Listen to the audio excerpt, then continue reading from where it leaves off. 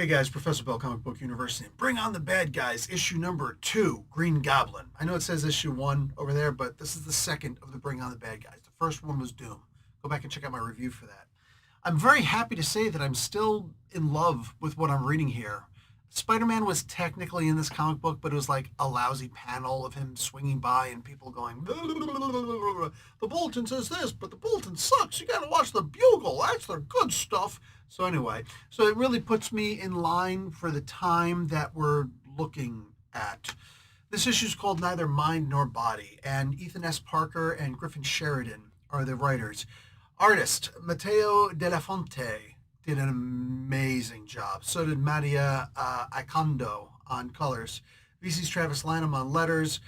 Variant cover artists, a whole bunch of them out there, including Derek Chu. He did the Sister Sorrow one. Big fan. And the cover artist is Lee Bermejo. I guess he's going to be doing all the covers. I get it. For this particular case, I get it because, I mean, come on, you know? This was basically an origin story for the Green Goblin. I think I've seen something like this, but not quite. So you got the Soul Forge. Remember, that's the whole idea behind all of this. Mephisto's trying to get the 5 daggers, and there have to be souls in each of the 5 daggers. And this and there were originally souls in them, but Mephisto screwed that up. Go read the first issue of this. Bring on the Bad Guys, Doom, Doctor Doom, and you'll understand more, or just read the comic book for crying out loud. Anyway, he lost those souls, which were the important ones, but now he had to get new souls, and he needed very specific souls apparently, because I'm not here to give all sorts of spoilers for this. Remember, this is not an issue number 1, but Norman Osborn is spoken to, and there's a very crooked deal going on, and we learned that the negative side of the deal is twofold. One, he wants Norman Osborn's son. He wants the soul of his son. This is very interesting.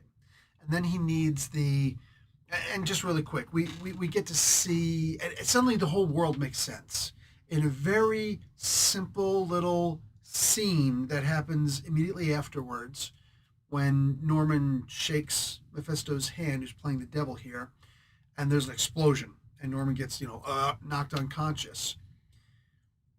We start to see the Goblin is slowly starting to come out, so we don't find out what the upside of the deal is. What does he get in this Faustian bargain?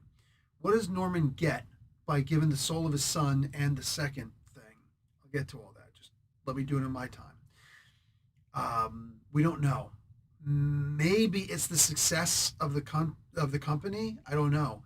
Maybe it's the Green Goblin, right? Maybe it's the Goblin inside of him that's coming out.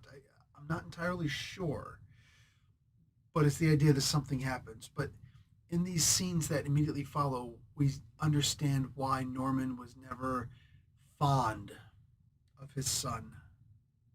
Right? I was just rewatching the Thomas Jane Punisher the other day with my kids. It's actually the second time we've watched it, but we're watching it where these guys are a little bit older now. They can understand it better. They're like, "This is such an amazing movie." I'm like, "Yeah." Love John Travolta as the main bad guy here. But there's a great scene in there where the very beginning, where Travolta's son, one of his sons is killed, and the younger son is with him, and one of the guys is about to be killed by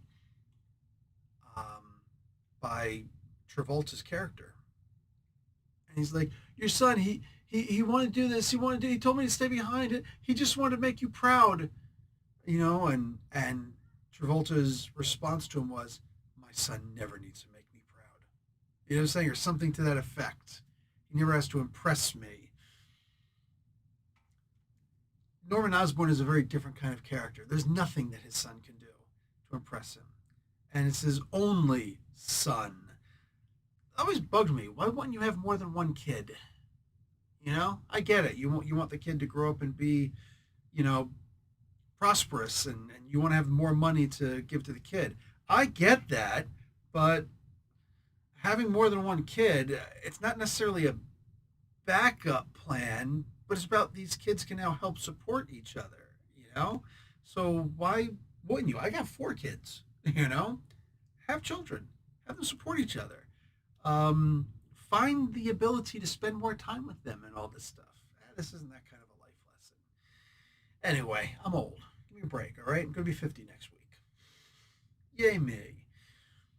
And yeah, it's wild to see that this is the reason why his son can never live up to his expectations. Because in fact, Norman never had any expectation except the idea that you're technically not my son anymore. You're just I sold your soul to Mephisto for something, right? The second thing that Norman had to do was he had to take a soul with the knife, right? One of the five knives. He had to get a very specific soul. It was the one guy, Alan something, his business partner or his main dude, whatever. And you keep on thinking he's not going to do this, but this is the first time he's going to kill somebody, a human being at least. More on that when you read the comic book and you realize some of the things Norman's talking about that he's actually killed before. Says something about him. You know that if you make a bargain with the devil, you're never going to get what you think you're going to get because the devil can't really give you a whole lot. Oh, he'd like to act like he can, but I mean, if the devil exists outside of time, then can't he see what you were eventually going to become anyway, and then just promise you that? So anyway, it's interesting the way this goes down, and you get to see a really evil side of Norman. I know I'm saying this, and you're like, "What? You don't think the Green Goblin was evil? You don't think he's done some things before?" Look at some of the scenes that happen in this comic. Look at some of the panels they specifically go out of their way to show you. Right? Notice all of them. One in particular is very obvious to notice, I think, for most fans of comic books for a long time. But I want you to really look at some of the scenes in this and understand what's being done here. This is a very beautifully written comic book, incredibly gorgeously drawn comic book, like so good. There's so much that happens in here, and I enjoyed the hell out of it. After that, there is The Secret Origin of Sister Sorrow, uh, written by Mark Guggenheim, art by Michael Stamaria, STA dot Maria.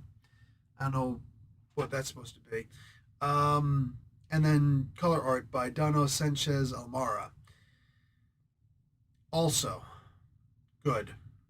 Equally as good, no. The first story was incredibly good, but this is a very short story that's just continuing the slow and build up. So I'm imagining the rest of this is going to be the origin of Sister Sorrow, maybe the next issue, which is going to be with the Abomination, his backstory, and then I imagine Guggenheim's going to do something on further, part two of the secret origin of Sister Sorrow.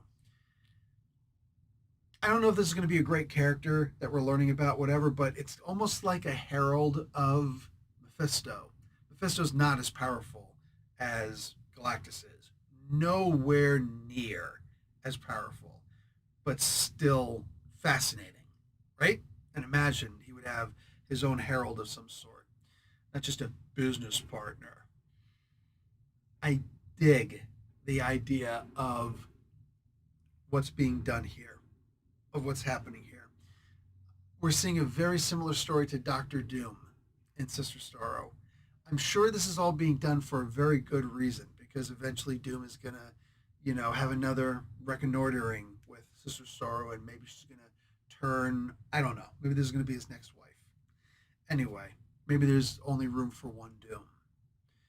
Either way, this is such a great comic book. I want to say masterclass. I'm not going to go quite that far. But I will say the idea that it's in my head says something about what I think about this comic book series so far. I can't wait to read the Abomination one. I really can't. I am looking forward to this like nobody's business. This is really good reading. This is a really good time to come back to comics. If you've been away for a while, reading stuff like this, the Godzilla, all these other things, this is really fun. Anyway, guys, I'll talk to you guys later. Like the video, watch an ad, and get this comic book. Professor Bill, Comic Book University. Class dismissed.